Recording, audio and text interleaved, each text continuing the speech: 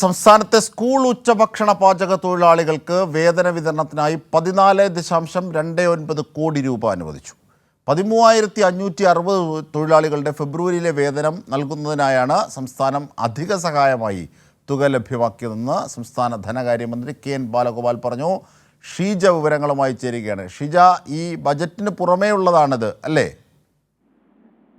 തീർച്ചയായും അജിംഷാദ്, ഈ കേരളത്തിൽ സ്കൂൾ ഉച്ചഭക്ഷണ പാചക തൊഴിലാളികൾക്ക് 20 പ്രവൃത്തി ദിവസങ്ങളുള്ള ഒരു മാസത്തിൽ 13,500 രൂപ വരെയാണ് വേതനമായി സംസ്ഥാനത്ത് ലഭിക്കുന്നത്.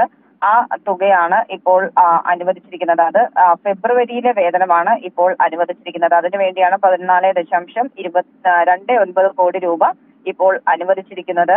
ഇതിൽ തന്നെ കേന്ദ്രവിഹിതം ഈ 3,500 രൂപയിൽ കേന്ദ്രവിഹിതം 600 രൂപ മാത്രമാണ്. ബാക്കിയുള്ള 12,900 രൂപയും സംസ്ഥാനത്തിന്റെ ഫണ്ടിൽ നിന്ന് തന്നെയാണ് നൽകുന്നത്.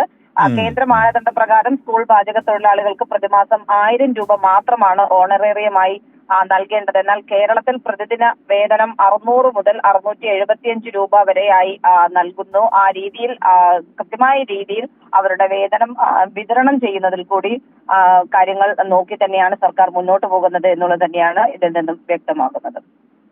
ശരി ഷീജ.